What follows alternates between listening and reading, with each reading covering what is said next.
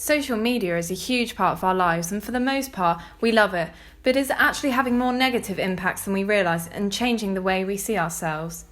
Join me over the next 6 weeks as I try and uncover the effects of social media on various different groups, starting with teenage girls. This week I'll be talking with 17-year-old Beatrice and her family about her experiences with social media and how it almost killed her.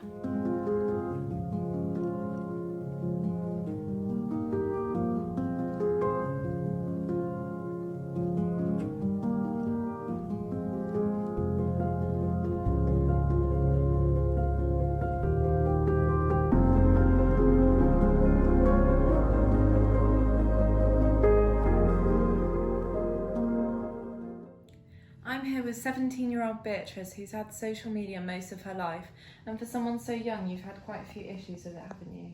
Yeah, so I started social media when I was about 10 or 11, which was way too young because it had a massive effect on me. And if you're comfortable talking about it, what happened 2 years ago? So I started seeing all these really pretty girls all over Instagram and I really wanted to look like them. So when I was 15, I skipped my first meal and I noticed that I started to look like them, so it just spiraled out of control. And after that, did you skip more meals? Yeah, so if my parents went in, I just wouldn't eat at all, and I knew it was really dangerous, but I just couldn't start eating again. Eventually, Beatrice ended up in hospital with a feeding tube. She was taken in just in time because a few weeks longer and this young girl would have died. It was just so hard to watch her in that hospital, knowing there was no way to help, or if she was going to be okay. Even when she came back home, there was always this worry. Was it all going to start up again? It's still a worry.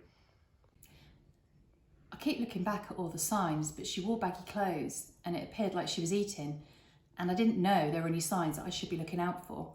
We thought that because all her friends had social media, that it would be safe, but you can't see what your children are looking at and it's just dangerous.